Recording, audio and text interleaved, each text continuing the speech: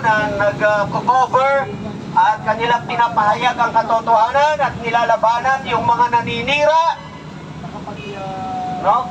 Yung mga iba na nais lamang ay sirain ang kalooban ng marami, imbis na pagtulungan natin na isalba ang ating bansa sa kahirapan. Ngunit tinutulungan at pinoproteksyonan pa ang mga tiwali na malinaw naman.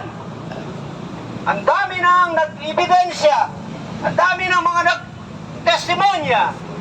Ngunit ano ang kanilang ginagawa? Puro na lamang hearing. Saan papunta ang hearing na ito? Saan? Walang patutunguhan ang hearing na yan. Pinapaikot-ikot lamang tayo. Pinapaikot-ikot lamang tayo. Tingnan ninyo, hanggang ngayon, wala pa rin mga nailalagay sa tinatawag na list of itong mga hold departure o kaya ma-freeze yung kanilang mga asset maliban sa mga engineer, district engineer, maliban sa mga contractor na ilan. Pero yung mga malalaking isda, ika nga, wala tayong marinig. Hinahanap pa sila. Nakalista lang ang pangalan, pero hindi na may hinahanap.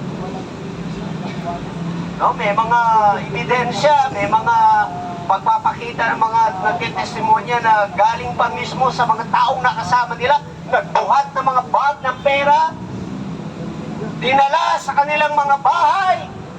Nung mabanggit ang Malacanang, ano nangyari? Kaagad, iniba ang usapan. Narinig niyo yun? Oh, saan papunta ang hearing na yan? Kaya nakakalungkot bilang isang pastor. Retirado na po ako eh. Ang aking ginagawa ngayon ay para sa aming barangay at sa bayan natin. At tinutulungan at sinusuportahan natin. Salamat. Nandito ang ating representante ng ating mga OFW. Kayo ay nandito natutulog sa higaang malamig, no? Para lamang ipaglaban ang katiwalian na ito ay mabura at magkaroon ng bagong sistema sa ating bansa.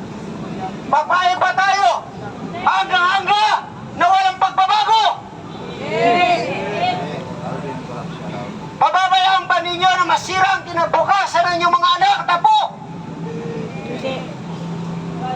Tignan ninyo, nung panahon ng ating dating Pangulo, tahimik. Natakot ang marami. Nakakapaglakad tayo ng mapayapa sa daan. Ngayon, magkabi-kabila ang mga krimen. Kamakailan lang, isang kontraktor sa norte, binaril, patay, babae pa. Nakakalungkot, di ba? Tapos sasabihin, bumaba ang krimen. Sorry pa.